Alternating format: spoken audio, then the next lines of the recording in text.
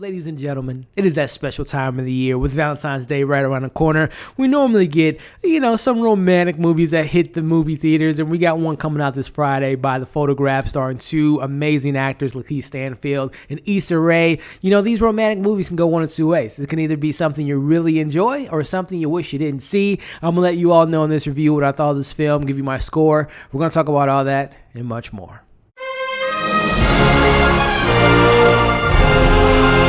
When famed photographer unexpectedly dies, she leaves her estranged daughter, May, hurt, angry, and full of questions. When a photograph tucked away in a safe deposit box is found, May finds herself on a journey diving into her mother's early life and ignites a powerful and unexpected romance with a rising star journalist, Michael, played by Lakeith Stanfield. What's going on, everybody, and welcome back to Movie Files. Elliot here with a brand new early review for the new film coming out this Valentine's Day, The Photograph. Very excited to share my thoughts with you all in this non-spoiler review. But before we dive into it, for those that are new to Movie Files, definitely consider subscribing and hit that notification bell so you can stay up to date with, let me tell you, if you're looking for new movie reviews for TV shows, movies, unboxings for the new releases, giveaways for the new releases, as well as trailer reactions, well, you found the right channel for that type of content, so definitely subscribe. And if and when you've gotten a chance to see The Photograph, I want to know what you all thought of this film. Did you enjoy it? Did you like the performances? Did you cry at all? And most importantly, what are you planning on doing this Valentine's Day? Let me know in the comments below. So a little bit of backstory on me, guys. So back in the day, when I was a little kid, grew up in a single family home with my mom. She was obsessed with romantic movies. So I grew up on some, and in particularly being a black man and being in a black household, we watch all types of movies, but when it came to romantic movies, my mom was a fan of black romantic movies. I'm talking about everyone from Omar Epps, Nia Long, Lorenz Tate, Morris Chestnut. We're talking Love Jones, Love and Basketball, Brown Sugar. I mean, the list goes on and on and on. So I grew up with those films, but I'm not gonna lie, as I've gotten older, it's not that I haven't seeked them out, but they just don't make those many romantic movies, and particularly black romantic movies. And when we do see them every now and then, they found their way on Netflix, and they can either go this way or go that way. But nonetheless, I was very excited to see this film because I'm telling you all, Lakeith Stanfield and Issa Rae are two great up and coming actors. I've been watching their careers from pretty much the start of their careers, as far as seeing them on movies and shows. So I was really excited to see this film. So sharing my thoughts with you all, starting off with the positives. Starting off with our two leads, man, they have some really good chemistry. Starting off with Issa Rae, man, like I've been watching her since the first season of Insecure.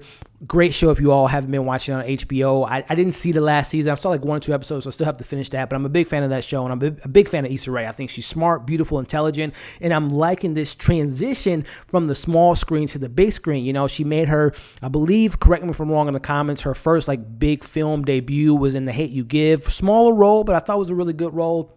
Didn't see her in Little, and this is really my first time seeing her on the big screen in a leading role, and I'm going to give her props, man. She's doing a great job. I think she's still kind of transitioning and starting to get into that leading role, that mindset. And, she can hit comedic beats all day. She's funny as hell. But when it comes to the dramatic moments, she still has a little bit of work to do, in my opinion. And even on her show sometimes, when she has those more quieter, sentimental moments, I feel like, she hits those comedic beats perfectly. But the drama, she's still working on that. And I think she's going to be great at it because I think she's a talented performer. And I just love her work. And I thought she was really solid in this movie, her playing this character May, who has this really kind of complex relationship with her mom and figuring who she is as a person, and she finds this new relationship with Lakeith Stanfield's character Michael and figuring that all out. So I really enjoyed her character and really enjoyed her performance, and I'm just such a big fan of Issa Rae, and I'm looking forward to seeing her continue to grow as a movie star, but also as a TV writer, a TV actress.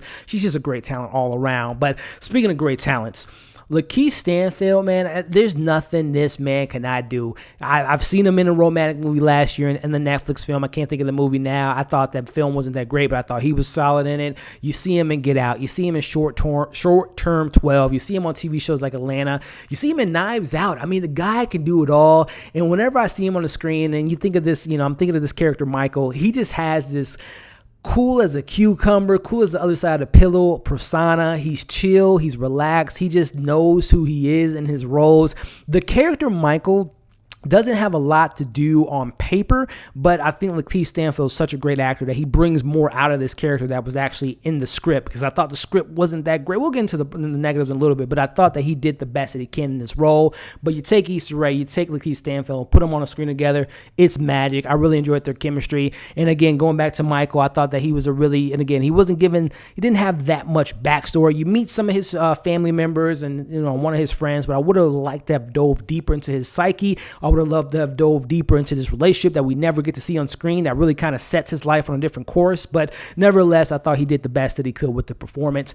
I thought that the film score was pretty dope. If you guys watch Insecure, Issa Rae has like the firest soundtracks on anything she's on. So the soundtrack was great in this film. I love that. The film has soul, has personality, has a heart to it. So I really enjoyed that. But let's transition into the criticisms here, because again, I was expecting this film to kind of be a modern classic when it comes to these type of romantic movies, and it didn't really quite hit that mark for me. Reasons being that I thought the script was okay. Unfortunately, it didn't really wow me. I felt like, so we get two parallel stories. We have Issa Rae and Lakeith Stanfield and them figuring everything out in their relationship and where they are in their lives and where they are in their, this particular timeline. And then we go back with Issa Rae's character, May, reading these letters from her mom that passed away. And in these letters, we find out about her story, her upbringing, her kind of romance, and how she is as a person. And I'm not going to lie, guys, and I don't know if this is necessarily negative, but I don't think the film was intended for this. I was more interested in Issa Rae's mom and her boyfriend than I was Issa Rae and Lakeith Stanfield. I thought the chemistry was great, but I think that their mom and their boyfriend relationship was a little bit more complex, had more heart to it.